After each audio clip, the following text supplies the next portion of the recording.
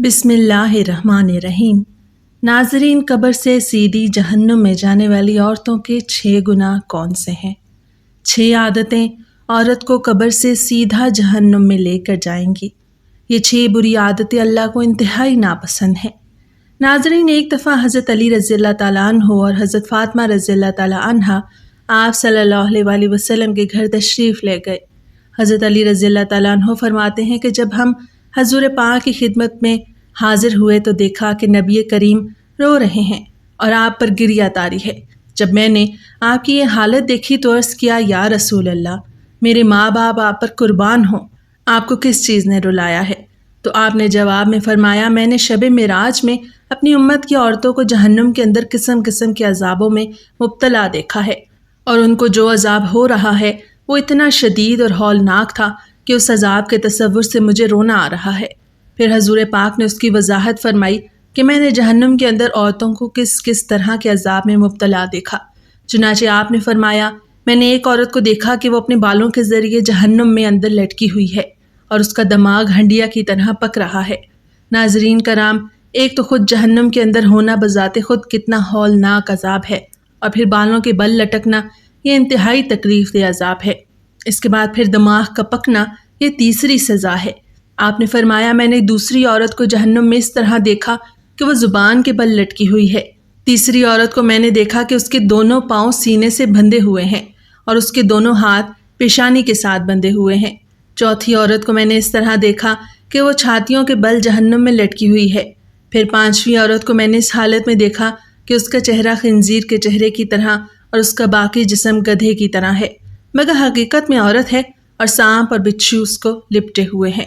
پھر آپ نے فرمایا، چھٹی عورت کو میں نے اس حالت میں دیکھا کہ وہ کتے کی شکل میں ہے اور اس کے منہ کے راستے سے جہنم کی آگ داخل ہو رہی ہے اور پاخانے کے راستے سے آگ نکل رہی ہے، اور عذاب دینے والے فرشتے جہنم کے گرز سے اس کو مار رہے ہیں۔ اس کے بعد حضرت سیدہ فاطمہ رضی اللہ تعالیٰ عنہا نے عرض کی، ابا جان، ان عورتوں پر یہ عذاب ان کے کون سے اعمال کی وجہ سے ہو رہا تھا؟ اس کے جواب میں نبی پاک نے فرمایا کہ جس عورت کو میں نے سر کے بالوں کے ذریعے جہنم میں لٹکتا ہوا دیکھا اور جس کا دماغ ہنڈیا کی طرح پک رہا تھا، اس کو یہ عذاب گھر سے ننگے سر جانے کی وجہ سے ہو رہا تھا۔ وہ عورت نامحرم مردوں سے اپنے بال نہیں چھپاتی تھی۔ دوسری عورت جس کو آپ نے دیکھا کہ وہ زبان کے بل جہنم میں لٹکی ہوئی ہے، اس کے بارے میں آپ نے فرمایا کہ یہ وہ عورت ہے جو اپنی زبان درازی سے اپنے شوہر کو تکلیف پہنچایا کرتی تھی۔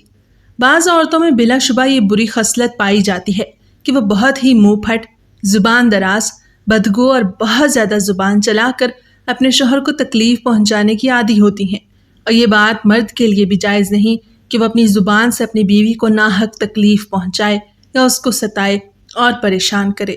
مرد کے لیے یہ بات باعث عذاب اور باعث وبال ہے، لیکن اس حدیث میں یہ صفت خاص عورتوں کے متعلق بیان کی جا رہی ہے کہ بات بات پر شوہر سے لڑنا اور بدتمیزی کرنا اور ایسی باتیں کرنا کہ جس سے شوہر کا دل دکھے، ایسی خواتین کے بارے میں یہ عذاب بتایا گیا ہے کہ انہیں جہنم میں زبان سے لٹکایا جائے گا۔ تیسری عورت جس کو حضور پاک نے دیکھا کہ وہ اپنی چھاتیوں کے بل لٹکی ہوئی ہے، اس کے بارے میں آپ نے فرمایا کہ یہ وہ عورت ہے جو شادی شدہ ہونے کے باوجود دوسرے مردوں سے تعلقات رکھتی تھی۔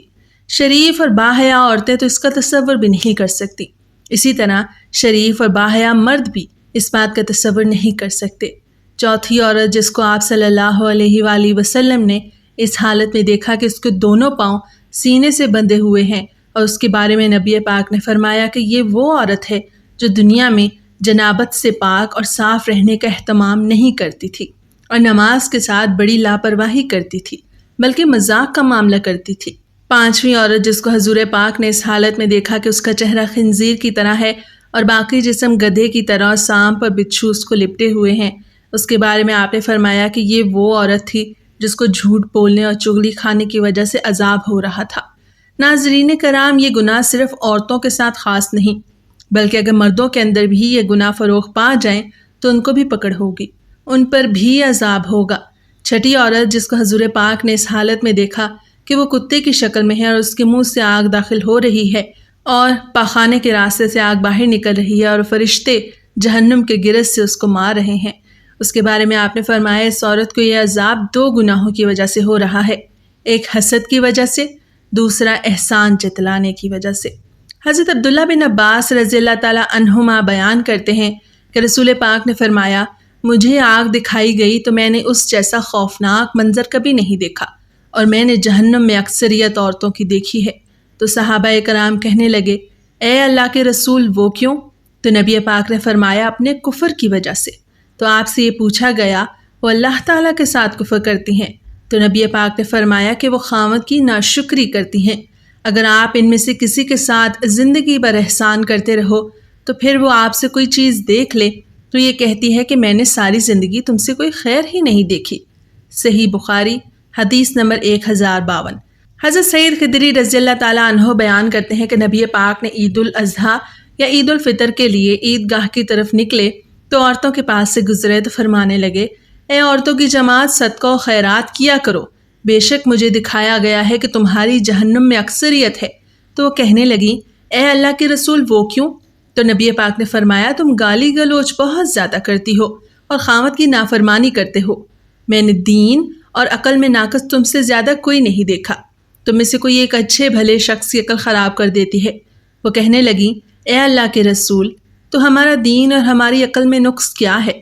تو نبی پاک نے فرمایا، کیا عورت کی گواہی نصف مرد کے برابر نہیں؟ تو وہ کہنے لگی، کیوں نہیں؟ تو نبی پاک نے فرمایا، تو یہ اس کی عقل کا نقص ہے۔ کیا جب کسی کو حیض آئے تو وہ نماز اور روزہ نہیں چھوڑتی؟ تو وہ کہنے لگی، کیوں نہیں؟ تو آپ نے فرمایا، یہ اس کے دین کا نقصان ہے۔ صحیح بخاری حدیث نمبر 304۔